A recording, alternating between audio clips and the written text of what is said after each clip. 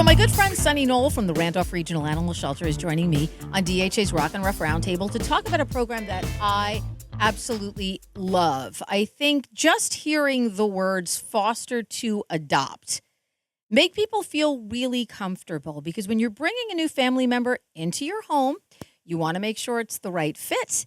And it just works out so well for everyone involved. By the way, we do have a mascot here. This is beautiful, sweet, lovely Cher. Cher is up for adoption. Hi, Cher. And she's so happy and sweet and just absolutely incredible. Mwah. Love to get my doggy kisses. So, son, talk to us a little bit about the Foster to Adopt program. When did you guys actually start it? Because you were one of the first rescue organizations that I remember decided to do Foster to Adopt. Well, I think it just came through the idea of taking the pressure off of people that they're adopting an animal and then it was a finalized thing. And we just wanted them to feel more at ease about bringing the animal home and just taking it day by day and seeing if the animal is a good fit. We do it for cats, dogs, rabbits. It's really, it kind of just happened organically with just offering it to people, of basically saying, just try, try. And there's no time length that they have to be committed to. They can take, some people know within a few days if the animal is going to be a, keeper, or some people it takes a little bit longer, and we're fine with that.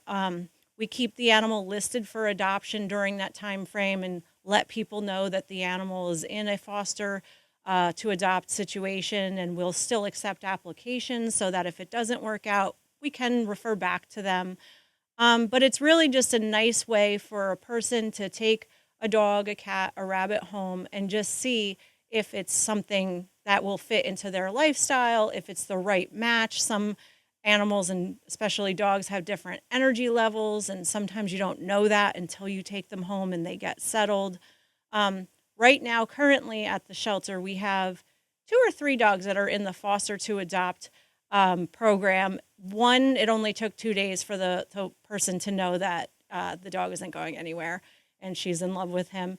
The other one is a cattle dog mix that has a higher energy. They're just learning about his instinctive traits to want to run and chase and all of that stuff. So it might take a little longer for them, and that's fine.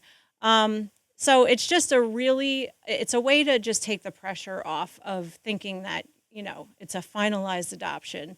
Even when animals are adopted, we always take them back as well. And sometimes we don't know what a dog or cat is like till they actually get into a home and start feeling comfortable. So, yeah. And I think the mission of the shelter has always been to get these animals into the best possible home. So that's why Foster to Adopt works. We've had many WDHA listeners who've done it. Lou comes to mind, and Lou literally wanted to adopt immediately. And you were the person who said to Lou, just wait a little bit longer and make sure. She was a high energy dog, and it was a great match. And she's come to visit me, and Lou has come to various WDHA events. So hi, Lou and Kona.